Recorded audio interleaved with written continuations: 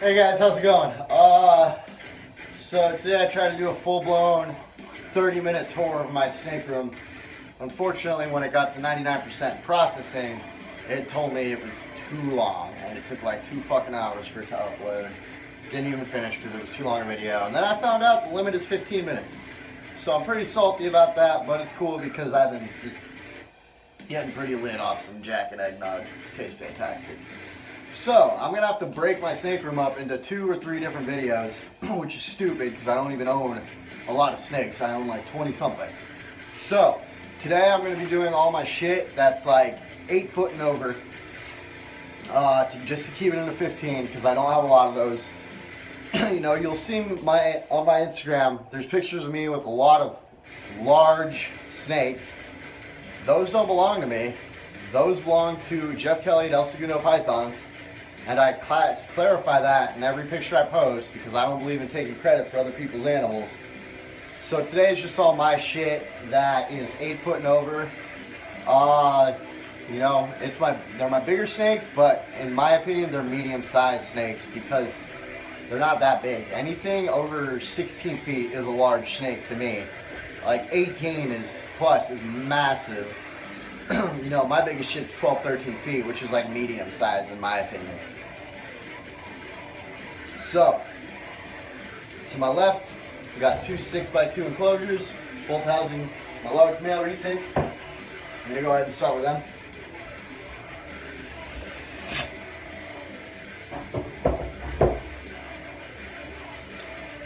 This right here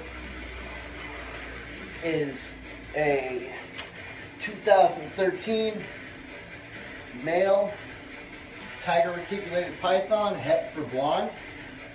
His name is Dick the Retic. I want to put him in the 11 foot range. But you know, he's probably like 10 or so. I don't know, it's always like hard to tell unless you do a string measurement with these guys. But you know, he's a good sized animal. You know, that's like half his body right there. I'm 5'6", so there is a chance he is 11 or right under 11 feet. This guy is a total sweetheart. I adore him to hell. He's produced by Daniel Solis and John Cashman in Reptile Avenue. His parents were gigantic, so he is naturally a big male. I don't feed him often, honestly. I feed him maybe twice a month. He hasn't eaten in 3 weeks.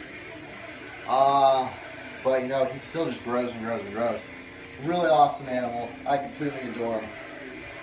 A lot of breeders like to keep their males small. I'm not a breeder. All my animals are pets or rescues. So, you know, with me, I just have to be careful with them during breeding season.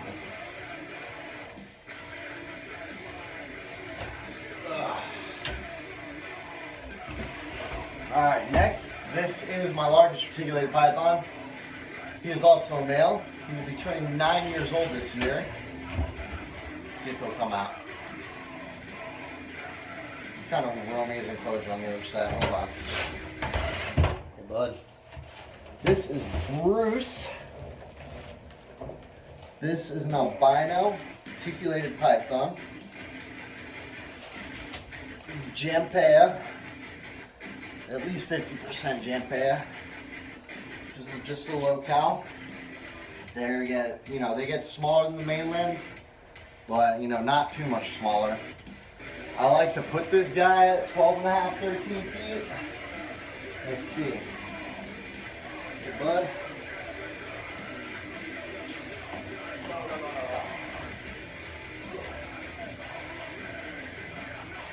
Yeah, he's definitely good 12, 13 feet. You know, from the start of this tower to the end of that wall is about 16 feet. Yeah, this guy's a total sweetheart. When I got him, he had a pretty gnarly RI. It took a couple months for it to go away. It was pretty bad. First RI I ever dealt with. He wouldn't eat for quite a few months.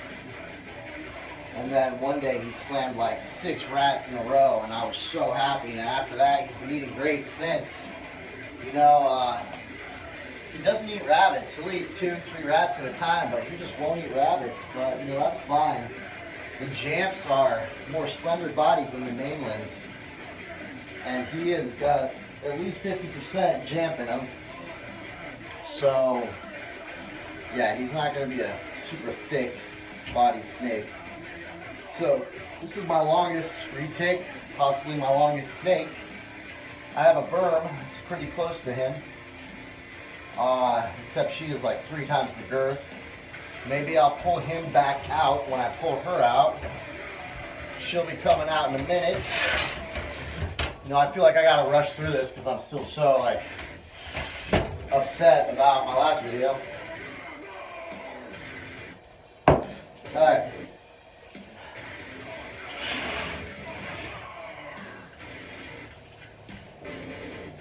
This right here, my baby girl Carrie, feels like she's about to go into shed. She is a super tiger, reticulated python, het for purple. Maybe close up. I'm sorry about the shitty lighting in here. Really gorgeous pattern. I adore this snake. She was, I want to say she's a the December 2013 baby. Not December, September. And I've had her for about 2 years now. And I like to put her in the 9, possibly 10 foot range.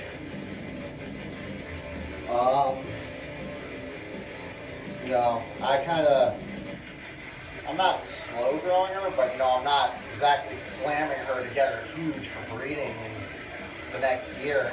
You know, there's no point to get her a huge breeder size quick because I have no intention of breeding her. So yeah, this is Carrie. Super Tiger, reticulated python, produced by Jim Jolie. I'll go ahead and put her back now.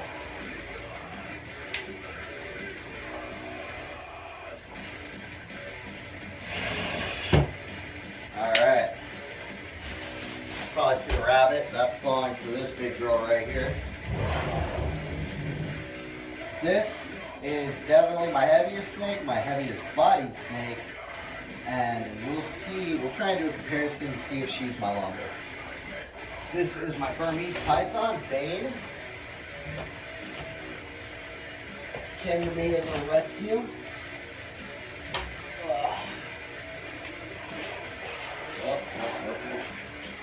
I'll wrap yourself around the heater, dummy. Probably should have turned that off before I started this video. Alright.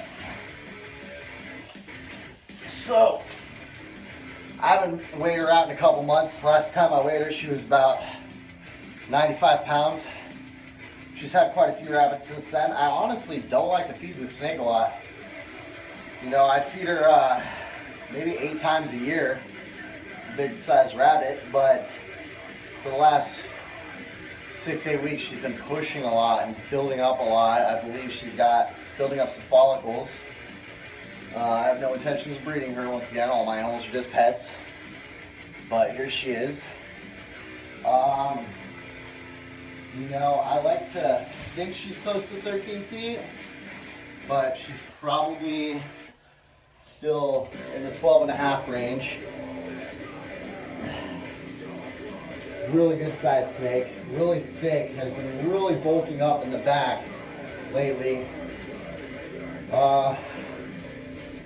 And you know, I've been feeding her more than I like to the last couple months just because of this. You know, she's been roaming her enclosure a lot, pushing and whatnot. But yeah, this girl was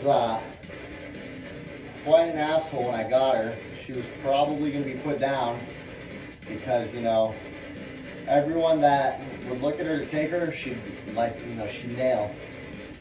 And so I decided to do it. I was stupid and arrogant, like, yeah, I want a big snake. And, you know, I was pretty petrified of her for the first week or two, but, you know, she came around with a lot of handling. You know, I was wearing gloves with her and shit a lot. Nice thick leather jacket and shit. Now, you know, I completely adore her. My first large snake, my first Burmese python. total sweetheart now. And she's really grown a lot with me. So I guess now we'll pull out Bruce, just for the hell of it, see if we can see who's longer. Because I know she's definitely my heaviest snake, my heaviest bodied snake. Hey bud. But I still think Bruce has a good half a foot on her in length. Oh, come on. Hey bud. He just shed, so he's looking nice and feeling nice. You know, it's honestly like hard to get a measurement like this. But yeah, it honestly does look like he still has some length on her. Like you can tell he can completely go for like that. She's just more she's just thicker bodied. That's the way Burms are. Ticks tend to be a lot more slender bodied than Burmese pythons. Oh yeah, he's still got a good half a foot on her. Easy. You know, I'm not going to be trying to wrestle these two too much to get this comparison. But just on sight alone, I can definitely see that he's still got some inches on her.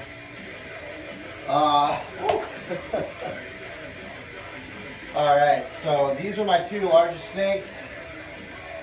And they're not even large snakes to me. They are just medium snakes to me. You know, to people that don't own snakes or own smaller snakes, they can see them as large snakes, but that Burm isn't even done growing. This guy is done growing because of his blood. You know, he's got that Jampea blood in him, which is a smaller locale than the mainland. So, you know, people go to a reptile show thinking, oh, I'm going to get a Burmese python. You know, this is a 6-month-old Burm right here. They start off even smaller at them at shows. And, you know, people think they can handle it, thinking it's going to be a cute little snake forever. But, you know, Burms do grow to be quite big snakes. And that's something a lot of people don't seem to understand, because then they get rid of their Burms, like, within the first 2 years. You know, and another issue is I see a lot of people getting Burms up to like this huge size so fast. And I'm just like, why? Like, I'm going to show you. Let me see how much time I got. I've only got like 2 minutes left, so I'm going to do this quick. Alright. You know, a lot of people have like these year-old Burms at like 7, 8 feet. This is a 15-month-old, perfectly healthy female Burmese. She's only 5 feet, you know, so I personally just don't see the point in really heavily feeding Burms in their first, like, 2 years if you don't plan on breeding them just as pets. Like, you know, yeah, you're going to have a big snake, but it's not going to be healthy. You know, it might die young. If you look at Bane, you can't really see it because there's shitty lighting here. She still has, like, a lot of good muscle to her. And I keep her that way, you know. I don't let her get a round, plump shape because I just don't think it's necessary. She's still definitely a very heavy-bodied snake, but she's not fat. I don't know why I threw that rant in there. I've been drinking a little bit today. So I'm going to shut up about that. You know, y'all raise your pets the way you want to. It's none of my business, honestly. So yeah, there's my snakes that are 8 feet and over. I'm going to be doing 2 or 3 other videos this weekend, 1 or 2 to get the rest in there. You know, I've got a lot in the 5 to 7 foot range, so, you know, we'll do those later today or tomorrow. Why the hell not? Alright guys, I hope you enjoyed.